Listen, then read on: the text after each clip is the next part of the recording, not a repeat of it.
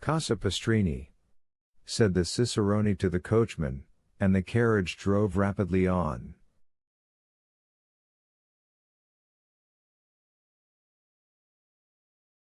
"10 minutes afterwards the Baron entered his apartment, and Peppino stationed himself on the bench outside the door of the hotel, after having whispered something in the ear of one of the descendants of Marius and the Gracchi whom we noticed at the beginning of the chapter, who immediately ran down the road leading to the capital at his fullest speed.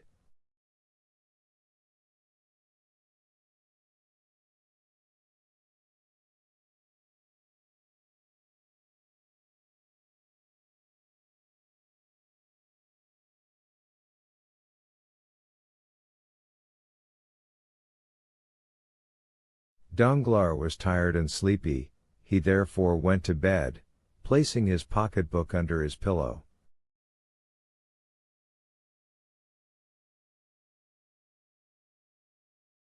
Peppino had a little spare time, so he had a game of mora with the facchini, lost 3 crowns, and then to console himself drank a bottle of Orvieto.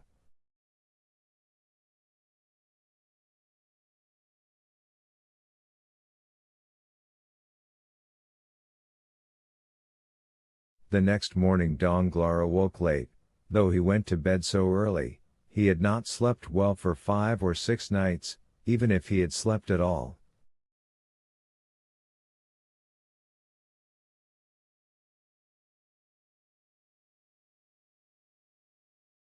He breakfasted heartily, and caring little, as he said, for the beauties of the Eternal City, ordered post-horses at noon.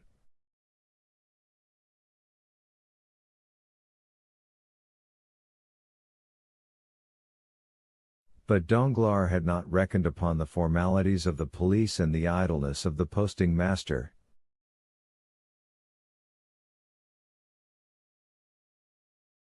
The horses only arrived at 2 o'clock, and the cicerone did not bring the passport till 3.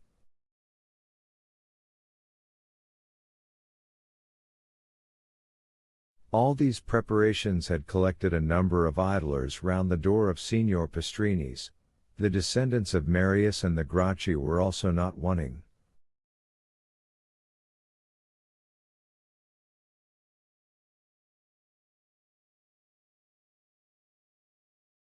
The Baron walked triumphantly through the crowd, who for the sake of gain styled him Your Excellency.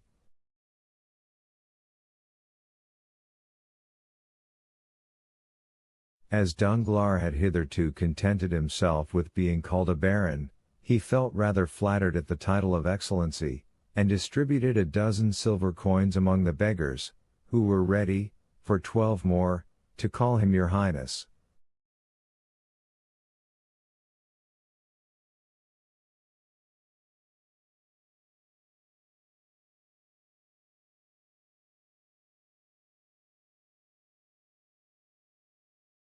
"Which road?" asked the postilion in Italian. "The Ancona road," replied the Baron. Signor Pastrini interpreted the question and answer, and the horses galloped off.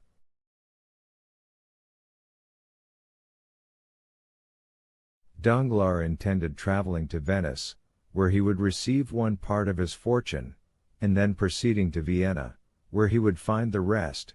He meant to take up his residence in the latter town, which he had been told was a city of pleasure.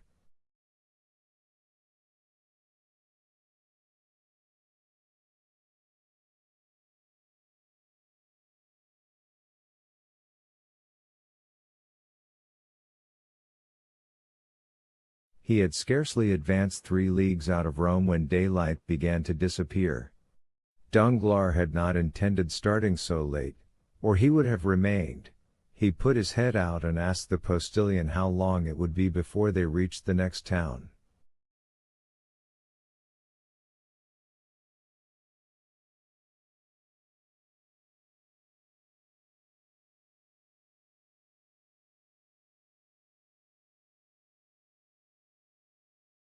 "Non capisco, do not understand," was the reply. Danglars bent his head, which he meant to imply, very well. The carriage again moved on. I will stop at the first posting house, said Danglars to himself. He still felt the same self-satisfaction which he had experienced the previous evening, and which had procured him so good a night's rest.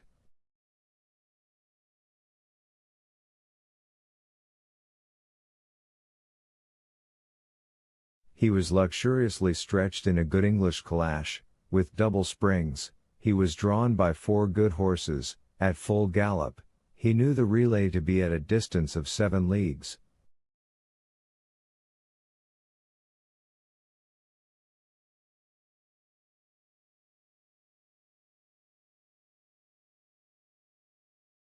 What subject of meditation could present itself to the banker, so fortunately become bankrupt?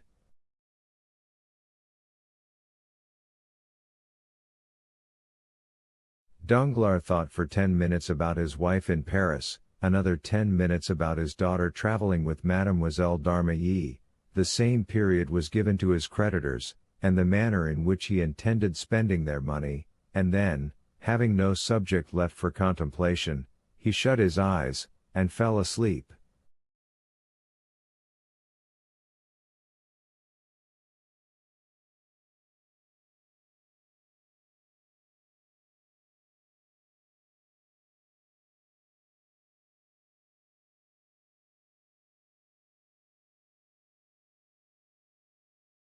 Now and then a jolt more violent than the rest caused him to open his eyes. Then he felt that he was still being carried with great rapidity over the same country, thickly strewn with broken aqueducts, which looked like granite giants petrified while running a race.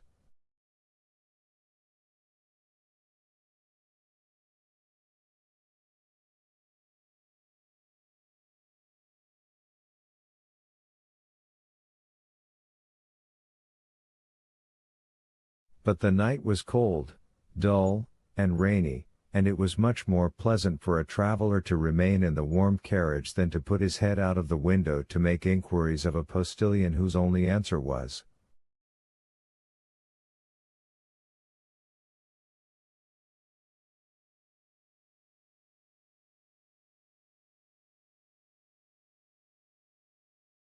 "Non capisco." Danglars therefore continued to sleep, saying to himself that he would be sure to awake at the posting house.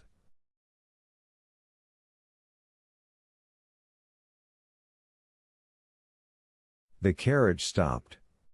Danglars fancied that they had reached the long-desired point. He opened his eyes and looked through the window, expecting to find himself in the midst of some town, or at least village, but he saw nothing except what seemed like a ruin, where 3 or 4 men went and came like shadows.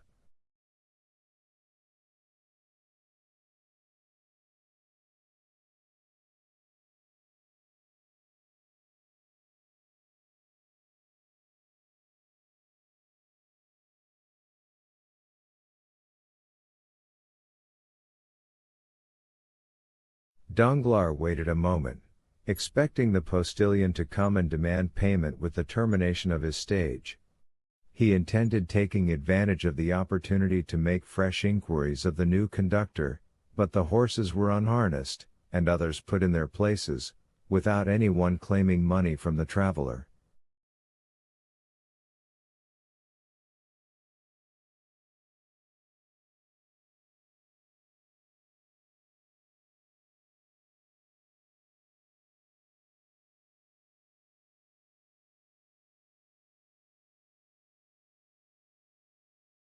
Danglars, astonished, opened the door, but a strong hand pushed him back, and the carriage rolled on.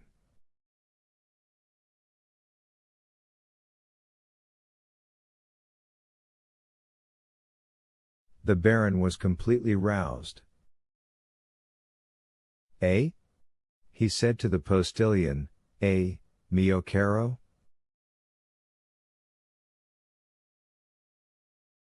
This was another little piece of Italian the Baron had learned from hearing his daughter sing Italian duets with Cavalcanti.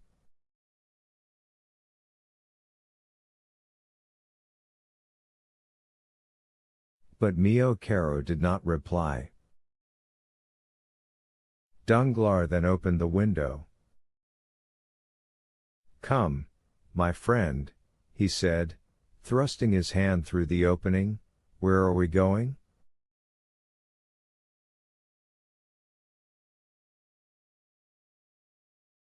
"Dentro la testa," answered a solemn and imperious voice, accompanied by a menacing gesture.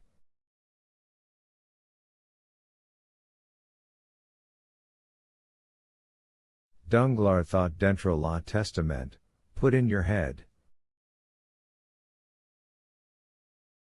He was making rapid progress in Italian. He obeyed, not without some uneasiness, which, momentarily increasing, caused his mind, instead of being as unoccupied as it was when he began his journey, to fill with ideas which were very likely to keep a traveler awake, more especially one in such a situation as Danglars.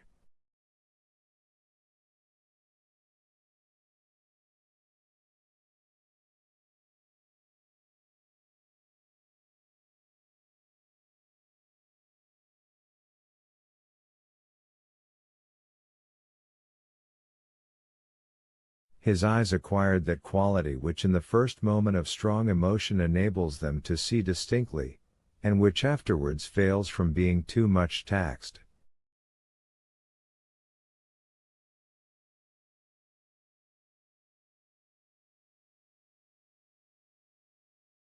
Before we are alarmed, we see correctly; when we are alarmed, we see double, and when we have been alarmed, we see nothing but trouble.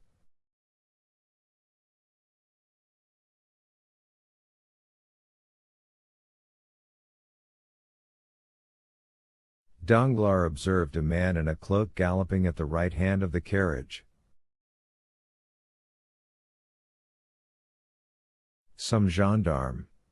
he exclaimed. "Can I have been intercepted by French telegrams to the pontifical authorities?"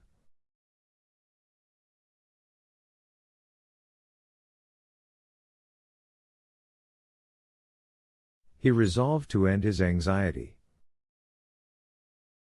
"Where are you taking me?" he asked. "Dentro la testa," replied the same voice, with the same menacing accent.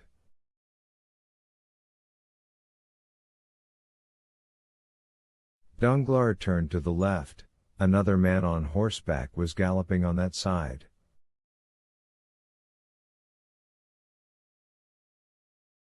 "Decidedly," said Danglars, with the perspiration on his forehead, "I must be under arrest."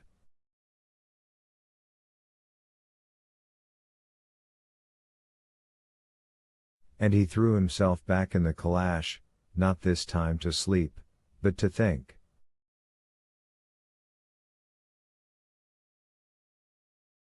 Directly afterwards the moon rose. He then saw the great aqueducts, those stone phantoms which he had before remarked, only then they were on the right hand, now they were on the left.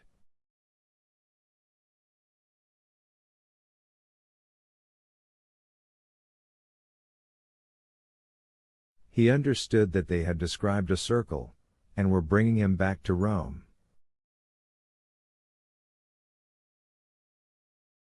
"Oh, unfortunate!" he cried, "they must have obtained my arrest."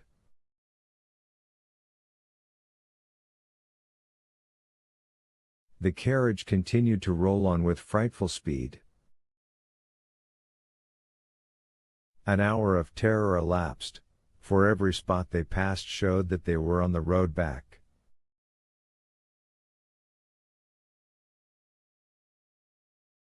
At length he saw a dark mass, against which it seemed as if the carriage was about to dash, but the vehicle turned to one side, leaving the barrier behind, and Danglars saw that it was one of the ramparts encircling Rome.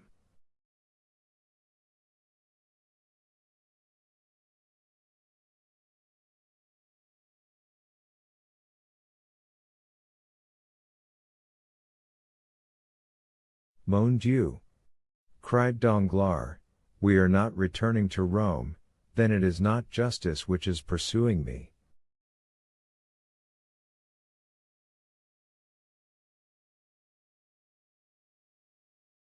Gracious heavens, another idea presents itself. What if they should be? His hair stood on end.